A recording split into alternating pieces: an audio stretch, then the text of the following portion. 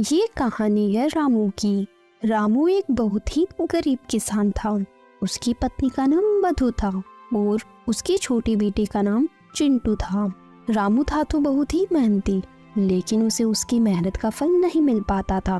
वो और उसकी पत्नी दोनों सारा दिन खेत में लगे रहते थे। माँ, अब मुझे बहुत तेज भूख लग रही है। क्या मैं पिताजी को खाना खाने के लिए बुला लाऊं? हाँ, जाओ बेटा, मैं तो उन्हें कब से बुला रही हूँ, लेकिन वो है कि मेरी कुछ सुनते ही नहीं है। फिर चिंटू रामू को बुलाने के लिए गया। पिताजी, आप जल्दी से खाना खाने चलो ना। आप कब से काम ही कर रहे हो? मुझे बहुत भूख लग रही है। फिर रामू अपने बेटी चिंटू के साथ अपनी पत्नी के पास चला गया और उसकी पत्नी ने सबके लिए खाना परोसा और वो सब खाना खाने लगे। भगवान से इस बार यही प्रार्थना है कि ठीक से बारिश हो, वरना बहुत दिक्कत हो जाएगी। पिछले साल ठीक से बारिश न होने के कारण अपनी मेहनत बर्बाद हो गई थी। बस भगवान इस बार ऐसा बिल्कुल नहीं हो। इस बार रामू ने मधु के सारे गहने बेचकर खेत के लिए बीज और खाद खरीदे थे। रामू बहुत ही मेहनत से अपने खेत में अपने बीज बो रहा था। उसे उम्मीद थी कि इस बार उसकी फसल बहुत अच्छी होगी। कुछ महीनों बाद उसके खेत में फसल उग जाती है, लेकिन पकने से पहले ही बारिश न होने की वजह से उसकी फसल सूख जाती है। ये देखकर रामू बहुत दुखी होता है और अपने घर चला जाता है। आप हिम्मत मत हारो, आप एक बार फिर से कोशिश करो। क्या पता इस बार बारिश हो जाए और अपनी फसल अच्छी हो जाए। इस बार तो तुम्हारे गहने बेचकर बीज और खाद ले आया था, लेकिन अब मैं कहां से लेकर आऊं पैसे बीज और खाद खरीदने के लिए? आप अपने गांव के सेठ मनीराम से पैसे उधार ले लो। अब अपने पास केवल एक ही चारा है, क्योंकि अपन ऐसे हाथ पे हाथ धरे तो बैठ नहीं सकते। मेरा उसके पास जाने का बिल्कुल भी मन नहीं है। वो बहुत ही बदमाश आदमी है। एक बार जो उससे पैसे ले लिया तो उसका ब्याज कभी खत्म ही नहीं होता। पता नहीं वो अपना किस हिसाब से हिसाब चलाता है। अपने पास इसके अलावा कोई और उपाय भी तो नहीं है। फिर थोड़ी ही देर में रात हो जाती है, लेकिन रामू को नींद नहीं आ रही थी, क्योंकि उसे समझ नहीं आ रहा था कि वो पैसों का इंतजाम कैसे करे। सेठ मनीराम से पैसे तो तुरंत मिल जाएंगे, लेकिन गांव के कई लोग उसके जाल में फंस चुके हैं और जो भी उसके जाल में फंसा है उसने अपनी पूरी जमीन तक गंवा दी है। मुझे समझ नहीं आ रहा कि मैं क्या करूं, कहां से लेकर आऊं पैसे। अगर पैसों का जुगाड़ नहीं हुआ तो खेती कैसे करूंगा? रामू की इस तरह सोचते सोचते ही सुबह हो जाती है। रामू बेचारे ने न चाहते हुए भी सेठ मनीराम के यहाँ पैसे लेने के लिए चला जाता है। अरे आओ आओ रामू भाई, बताओ कैसे आना हुआ? सेठ जी, मुझे वो कुछ पैसों की जरूरत थी नए बीज और खाद लाने के लिए। अरे तो इसमें इतना डरने वाली कौन सी बात है? हम तो बेटे ही पैसे देने के लिए हैं। हम तो जरूरतमंद लोगों की सेवा ही करते हैं। पता है रामू, ये जीना भी क्या जीना है। अगर आप किसी की मदद ना करो तो मैं तो भगवान का शुक्रिया अदा करता हूँ। मुझ जैसे इंसान को भगवान ने तुम लोगों की सेवा करने के लिए चुना। रामू को मनीराम की बातें सुनकर बहुत गुस्सा आ रहा था, लेकिन वो इस समय चुपचाप खड़ा होकर उसकी बातें सुन रहा था, क्योंकि उसे पता था कि अभी उसकी मदद वही कर सकता है। अरे रामू, क्या सोच रहे हो? बताओ तुम्हें कितने पैसे चाहिए? मालिक, अभी मुझे 15,000 रुपए की जरूरत है। अरे तुम 15,000 रुपए लो या 30,000 लो या 50,000 रुपए लो, लेकिन तुम्हें पता है ना, ब्याज तो पूरे 25% से कम नहीं लगेगा। रामू मजबूर था, इसलिए उसने सेठ से पैसे लिए और वहाँ से चला गया। चालू आदमी कहीं का 25% ब्याज ले रहा है और ऊपर से बोल रहा है कि समाज सेवा कर रहा हूँ। लेकिन दुख तो इसी बात का है कि भगवान भी ऐसे लोगों की ही मदद करते हैं। हम जैसे लोग तो इधर उधर की ठोकरें ही खाते हैं। फिर रामू बीज और खाद लेकर अपने घर चला जाता है। फिर अगले दिन सुबह होने पर रामू अपने खेत में बीज बो देता है और थोड़ी बारिश भी हो जाती है। जिससे रामू की फसल बहुत अच्छी तैयार हो जाती है। देख रही हो मधु, इस बार अपने खेत में कितनी अच्छी फसल हुई है। और इतनी अच्छी फसल होना ही एक किसान की जीत होती है। और ये सब कुछ तुम्हारी वजह से ही हो पाया है। अगर तुम मुझे हौसला नहीं देती तो आज अपने खेत में इतनी अच्छी फसल नहीं हो पाती। और तुमने भी अपने खेत में बहुत मेहनत की है। अब अपने जल्दी ही अच्छे दिन आने वाले हैं। जी, ये तो बस भगवान की ही कृपा है कि इस बार अपनी फसल बहुत अच्छी हुई है। अब अपन जल्दी से सेठ मनीराम का कर्ज भी चुका देंगे। ये सब बातें करके दोनों अपने घर चले जाते हैं। फिर उसी दिन रात को बारिश शुरू हो जाती है।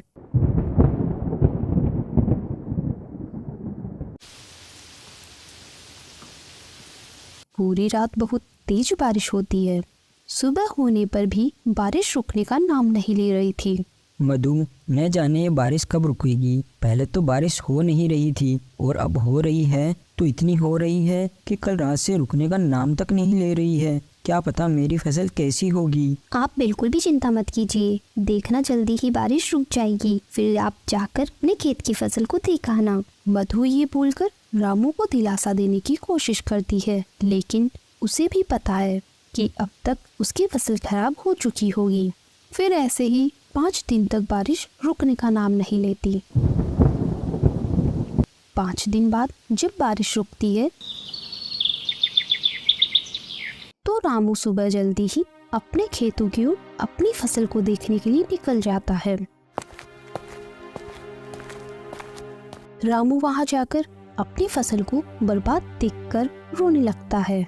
हे भगवान, आप ये कैसा न्याय कर रहे हो। पहले तो एक बूंद बारिश नहीं हो रही थी और अब हुई तो 5 दिन बाद रुकी, जिससे हमारी सारी फसल खराब हो गई। अब मैं अपना कर्जा कैसे चुकाऊंगा। अगर सेठ मनीराम को समय से पैसे नहीं दिया तो वो मेरा खेत भी हड़प लेगा।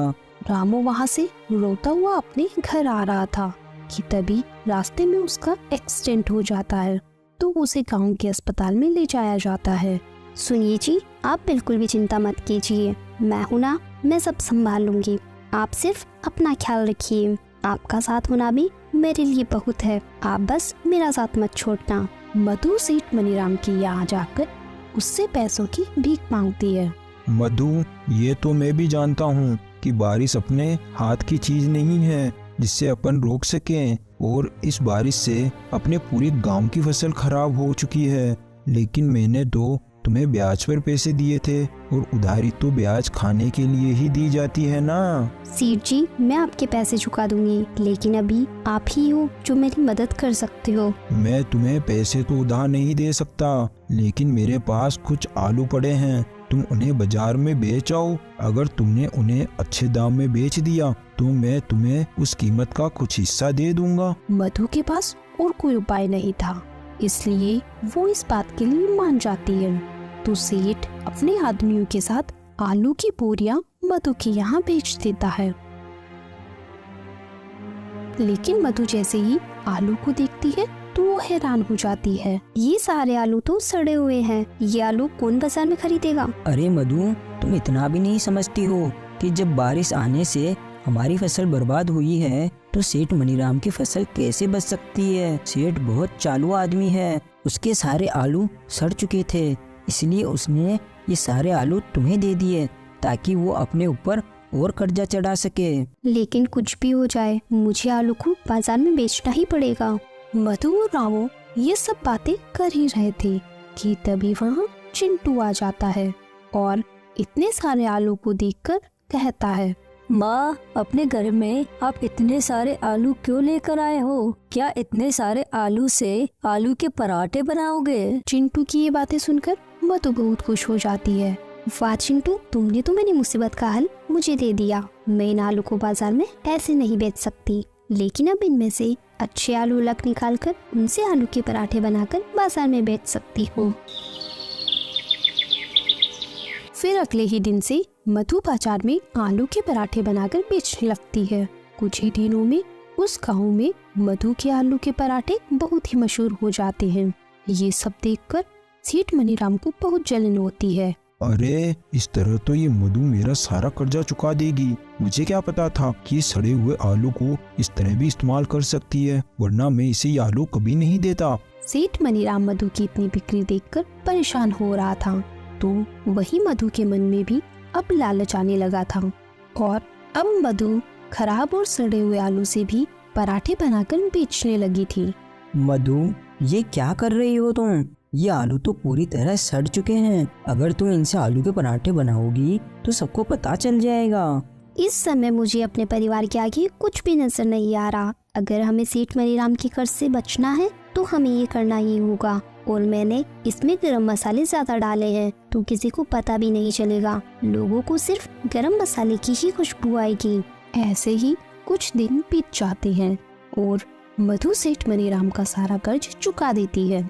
अभी तुम्हें मुझे 15,000 रुपए और देने होंगे। किस बात के? सेठ जी, मैंने तो आपका सारा कर्ज चुका दिया, तो मुझे आपको किस बात के 15,000 रुपए देने होंगे? और अब तो मैंने अपने खेत में आलू की फसल भी उगाना चालू कर दिया, तो मैं अब अपने खेत के आलू से ही पराठे बनाकर बेचूंगी। अगर तुमने मुझे हर महीने 15,000 रुपए नहीं दिए तो मैं गांव के सभी लोगों को बता दूंगा कि तुम सड़े हुए आलू से पराठे बनाकर बेचती हो। सेठ जी, अगर आपने ऐसा करने की सोची भी तो याद रखना, वो सड़े हुए आलू आपने ही मुझे दिए थे। पूरे गांव को ये बात बता दूंगी मैं।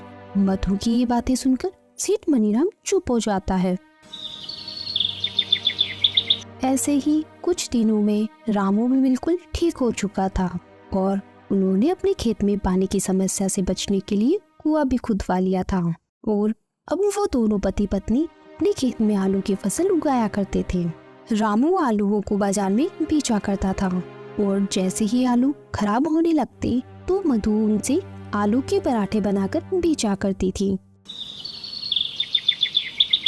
कुछ दिनों बाद सेठ मनीराम गांव के कुछ लोगों को बहला फुसलाकर रामू के यहाँ लेकर जाता है। गांव वालों, अब तुम सब इस मधु के घर की तलाशी लो और देखो कि ये सड़े हुए आलू से पराठे बनाकर बेचती है। ये बात सुनकर मधु घबरा जाती है। अरे अरे, आप लोग ऐसे कैसे मेरे घर की तलाशी ले सकते हैं? ऐसे कैसे तलाशी ना ले? तुम आलू के पराठे बेचकर इतनी तरक्की कर रही हो, जरा हम भी तो देखें तुम किस तरह के आलू इस्तेमाल कर रही हो। तुमने देखते ही देखते अपने खेत में कुआं खुदवा लिया, अपने बच्चे को शहर पढ़ने के लिए भी भेज दिया और तुमने मेरा सारा कर्जा भी चुका दिया। फिर गांव का एक आदमी मधु के घर की तलाशी लेता है तो उसे अच्छे आलू ही मिलते हैं। अरे सेठ जी, आपके बेकार में ही गांव की औरत को परेशान कर रहे हो। मधु बिचारी तो कितने ताजा और साफ आलू ही इस्तेमाल कर रही है आलू के पराठे बनाने में। सेठ जी, आप तो फालतू ही बिचारी को बदनाम कर रहे हो। गांव के आदमी को अपना पक्ष लेते देख, गांव वालों, आप सबको तो पता ही है ये सेठ मनीराम कैसा है। ये चाहता था कि मैं इसका कर्ज ना चुका पाऊं और ये मेरी जमीन हड़प ले, लेकिन मैंने ऐसा नहीं होने दिया। मैंने इसका सारा कर्ज चुका दिया, इसलिए ये ऐसा कर रहा है। अरे हम गरीबों को परेशान करना ये तो इन अमीर लोगों का शौक है। चलो भाई लोगों, ये सेठ मनीराम तो हमारा समय खराब कर रहा है। ये कहकर सभी लोग वहाँ से चले जाते हैं। अरे तुम तो सच में खराब आलू से ही आलू के पराठे बनाती थी ना, तो फिर अपने घर में ताजा आलू कहाँ से आए? मुझे पता था सेठ मनीराम कुछ ना कुछ जरूर ऐसा करेगा, इसलिए मैंने पहले ही सड़े हुए आलू छिपा दिए थे। देखो, अब हमारा बेटा शहर में पढ़ रहा है और सेठ मनीराम का कर्जा भी हमने चुका दिया है और अब हम दोनों अच्छे से कमा भी रहे हैं और हमने अपने खेत में पानी की समस्या से बचने के लिए कुआं भी खुदवा लिया है। इसलिए अब तुम्हें लालच नहीं करना चाहिए। आप बिल्कुल सही कह रहे हो। ये तो मैंने अपने दिमाग से घर के सारे आलू छिपा दिए थे, वरना पूरे गांव में हमारी बदनामी हो जाती और हमें गांव से निकाल दिया जाता, तो अपन फिर से रोड पर आ जाते। मैंने जो भी किया अपने परिवार के लिए किया, अपने हालातों की वजह से किया, लेकिन जब अब हालात सुधर चुके हैं तो अब मुझे भी अपनी गलती को सुधार लेना चाहिए। आज के बाद मैं अब हमेशा अच्छे आलू का इस्तेमाल करूंगी और खराब आलू का राज हमारे बीच ही रह जाएगा। उस दिन के बाद से ही मधु खराब आलू से पराठे बनाना बंद कर देती है। तो दोस्तों, हमने इस कहानी में देखा कि किसान होना इतना आसान नहीं है।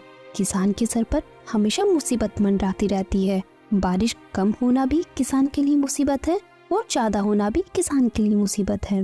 एक किसान का जीवन हमेशा मुसीबत से भरा हुआ रहता है और हमें इस कहानी से यही सीख मिलती है कि हमें लालच नहीं करना चाहिए, क्योंकि लालच के चलते हमारे पास जो कुछ भी होता है हम उसे भी गवा देते हैं। Thanks for watching.